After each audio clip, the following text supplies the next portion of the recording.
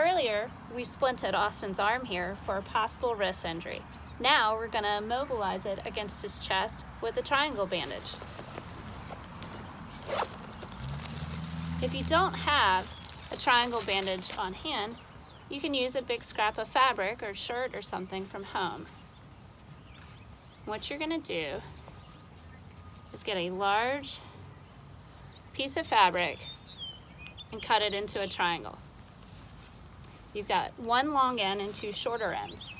On the shorter end, you're going to tie what I like to call a pigtail. And what that's going to do is give a little pocket to hold Austin's elbow here. Austin, would it be all right if we put your arm against you and use your other hand to gently hold it there? Once we have his arm against him, we're going to put his elbow in the pocket.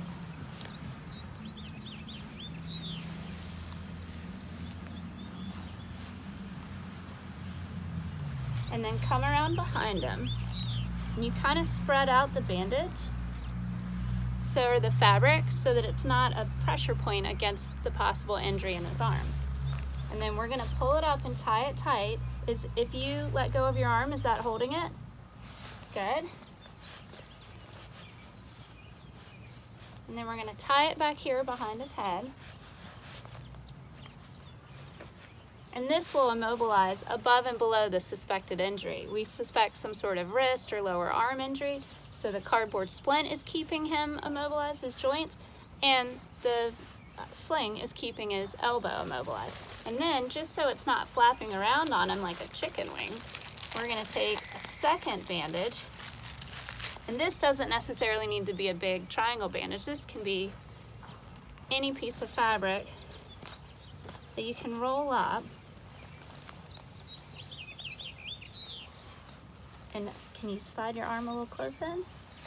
And put around to hold it tight against his chest so it doesn't flap around if we have to transport him somewhere else over rough terrain or snow or anything like that. These are all things you can do at home. You just need a little bit of fabric to do the splint, you need a little bit of cardboard, and then you're good to go.